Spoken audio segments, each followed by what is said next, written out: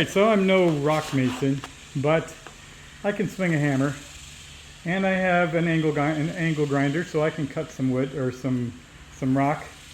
This slab of Oklahoma flagstone is going to be used on my barbecue. I've been working on my outdoor kitchen, and my smoker is going to go up on top of this surface. So this slab is dimensionally correct. It can't just be randomly cut, so it has to be cut in a perfect square. However, when you cut this flagstone, you don't want this sharp edge. You kind of want a rough edge like this. And this is a piece of scrap that I've taken with my mason's hammer, and I've chipped the edge, and it's got a nice rounded look to it. This is the right method to do that. You just take this hammer and you bang on the edge. You bang on this flat surface until it breaks up enough to round it off, and it looks okay. It's actually how it's done. It's the proper way of doing it. But masons have a mason's toolkit, and this is Alex's garage, and so we have a lot of other tools available to us. This surface took me all day to do this, banging on the hammer trick. It would take forever for me to do that. So what we're going to do is we're going to leverage some shop tools and see if there's some sort of a tool that we can use, whether it be the angle grinder or my vibrating saw with a diamond tip, or even some of these pneumatic tools. I have this grinding bit that I use to port the intake manifold on my MG. And I also have a hammer, an impact hammer. So we're going to go through some typical shop tools that most masons don't have in their toolkit to see if we can reduce the amount of effort that it takes to do this task. That way I can get back to smoking some meat. So stay tuned. Let's go ahead and have a look and see how some of these alternative methods that are not typical, how they work and what the outcome looks like. Alright, so the first tool we're going to try is this. This is a Milwaukee multi-tool. It's a vibrating saw, and I've got a diamond tip on it. This bit is designed for removing grout. If you have like a crack or a void in your grout line, or if you want to take a tile out that's broken, first you have to take the grout out and then get up underneath the tile. So this diamond tip is really good. I also used this recently on the Hardy backer board. It has a really good diamond edge right on the edge here, but it also has diamonds on the flat surface. So I was thinking that we can use this as kind of a butter knife and just kind of run this flat surface over the sharp edge to see if we can get a bevel effect. It doesn't do a whole lot, doesn't take a lot away, but let's see if this is something that we could use to speed that task. Also gives you a whole lot of control. When you're chipping with the hammer, you're always nervous that you're going to break it, or it's going to chip in some random way, and it's not going to work the way you want. But this gives you a lot more control. So let's go ahead and try this one out and see what it does on this edge. This is the edge that we're working with.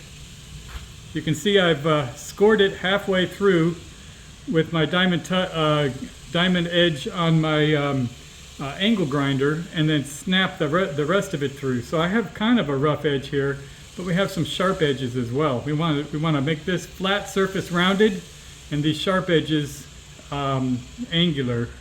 So let's see what this thing can do. We'll work up on this side so I have a lot more room for these other tools.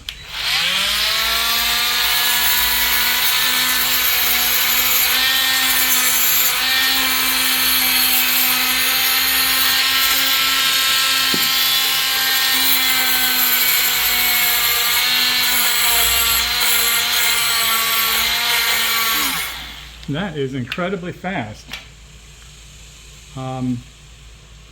We can look at that edge and you can see it does knock it down quite a bit, but it's a little too uniform. let's put a fresh battery in this thing and see if we can do a little bit longer and see if we can get the total effect of what this would look like.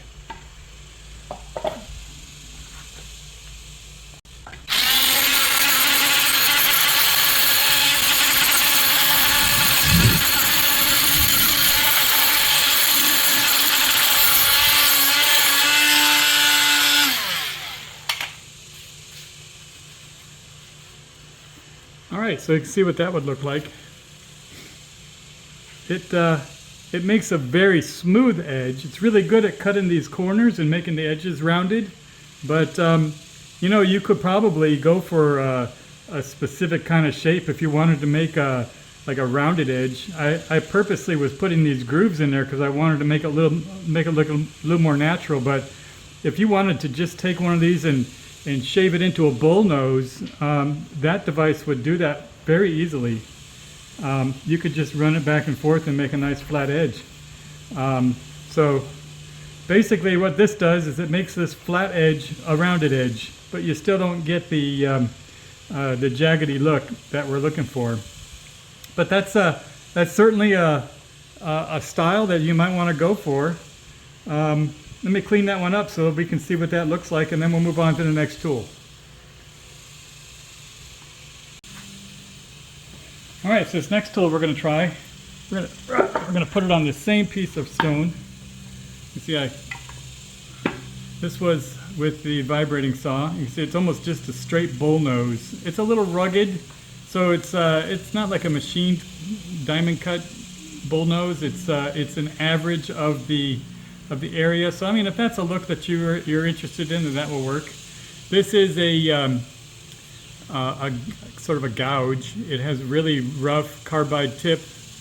I use this for the rough work when I was porting the intake manifold on a cast iron intake manifold. So this has a lot of resilience. We'll see how it does on stone. I think we're going to get the same effect though. We're going to rough it up, and it's going to probably have the same effect, but maybe not quite as smooth. It might be a bit more grainy. But that's, you know, my hypothesis. I think that's probably what's going to happen. Is instead of having a fine edge, it'll be a little more coarse, but it's still going to be rounded like this, and it won't have any chipped effect.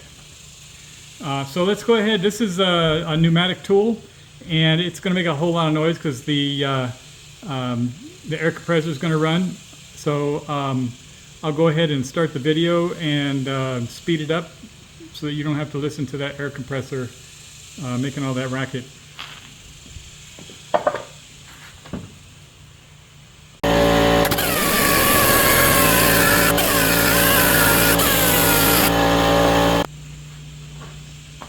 Alright, so this tool was pretty ineffective.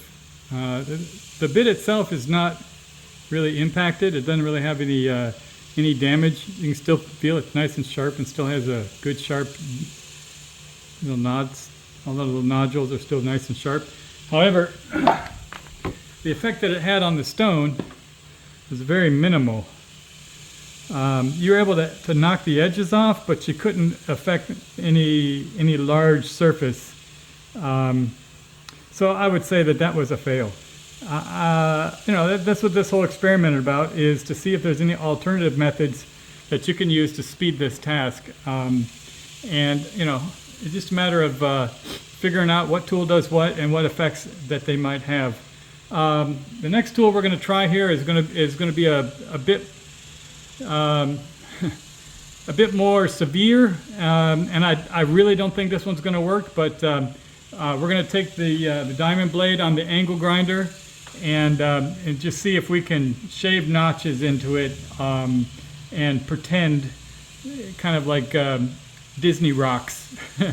We're gonna shave notches into it and see if we can get it to look a little more natural. It's a bit more severe. Again, this one we're going to speed up and change the sound on so you don't have to listen to all that racket. But just to recap, this was the vibrating tool, and then this was the grinding bit on the pneumatic auger. auger bit, whatever that thing was. And then the next thing we're going to do is a section down here with the diamond tip on the angle grinder. All right, so this tool is a bit more powerful, so some safety precautions need some gloves, and it's going to be very dusty. So we're going to use a mask. There's a mask on every corner. You got maybe 3 of them in your pocket right now. So this is an actual good use for a mask instead of like driving down the road with a mask on. So this will keep the dust out of our lungs, and I have some eye protection on as well. So it's a bit more powerful tool, so take some safety precautions.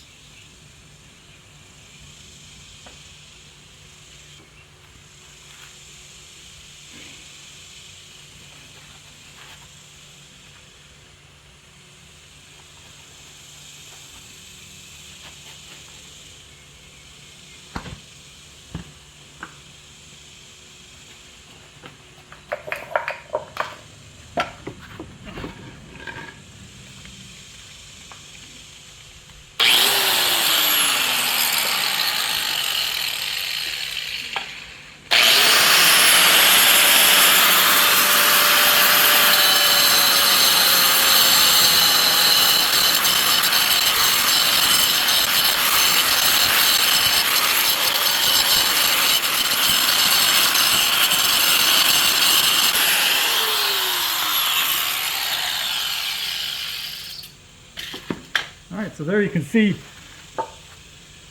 a bit more of a fake edge, but I think that has some appeal as well. I think that you can really get very artistic with that and carve in your own little patterns. But that's really not a bad edge. It's a method. I would call that a valid solution and a helpful tool. The thing that you're going to run into with this one is a lot of dust. You want to do this outside or do it in a place where you can manage the dust. Actually, it's not a bad looking thing. It's a little less than natural, but I think it looks pretty cool. All right, that's just another solution. All right, so the last tool that we're going to play with here is my pneumatic hammer, and we're going to try a couple of different bits. And ultimately, I think what this is going to do is just be the same thing as a hammer that we would have had doing it the regular way, except a little less swinging of a hammer, and you'll be able to just get a lot of repetition. So let's see if this is something that can be controllable. Let's go ahead and get this thing set up.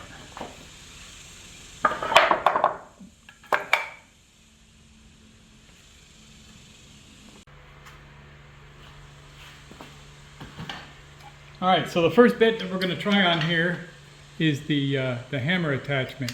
This has a good flat surface, and what we're going to be trying to do here is basically crush the edging of the stone. As opposed to if you were to use a chisel. The chisel would be a very fine point, and this might be better for actually cutting the rock as opposed to crushing the edge. So we'll try a couple of these just to see the different effects. But I think that the hammer attachment will probably be the most effective. So we're going to start on the other end of this and see if we can get a good round edge that has some good fractures on it.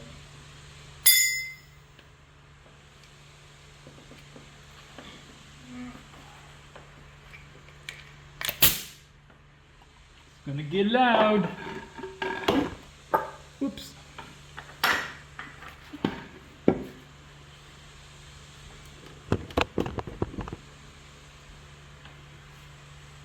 All right, here we go.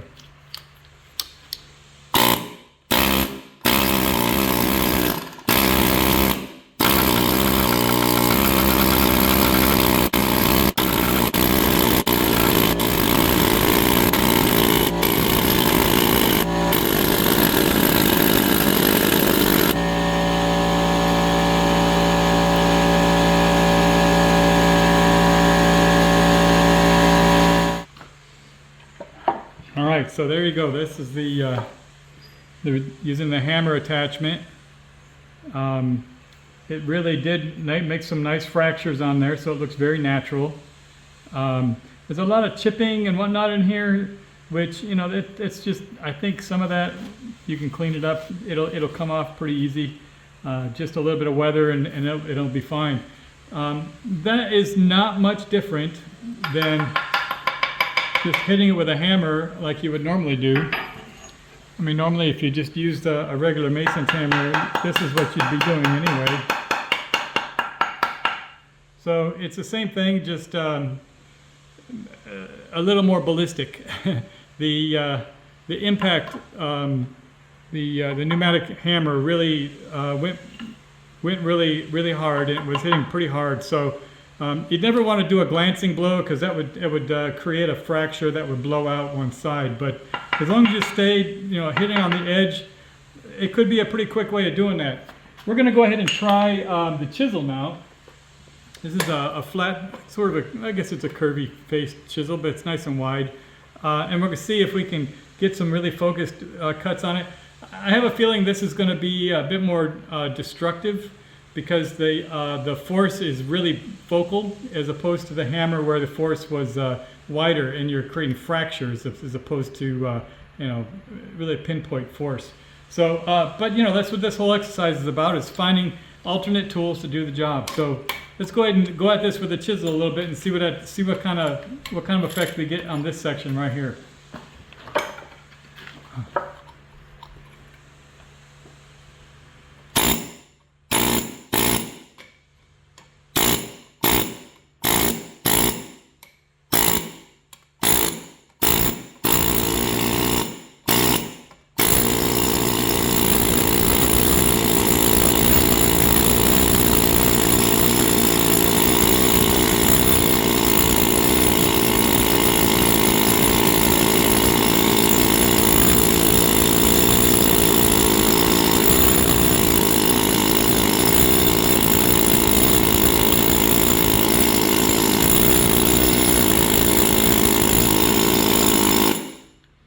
Yeah, that's a lot less effective, because you're not creating fractures, you're just getting really pinpoint edges. What's more, this thing vibrates and spins around a lot, so it's really hard to control which way it's going to go. It's really intended to run, you know, horizontally on a surface, to like clean concrete off of a tile surface or something like that. This is really not what this is designed for. But I think that the hammer attachment did the best. In all, I think as a summary, I think we were able to see a couple of different techniques that give you different types of edges. We used the diamond edge on the vibrating saw, or that little vibrating tool, and it did a really nice smooth rounded edge here. We used the diamond tip on a 1/4 inch. Actually, right in here we used the grinding gouge on a pneumatic tool that didn't do hardly anything, and it was pretty ineffective.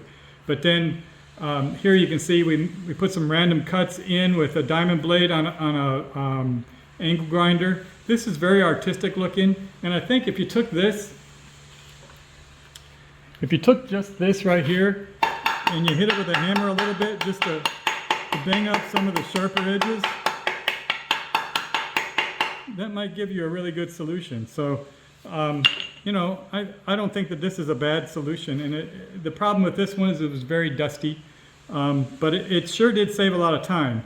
And then we tried the impact hammer over here with, where'd I put the hammer attachment?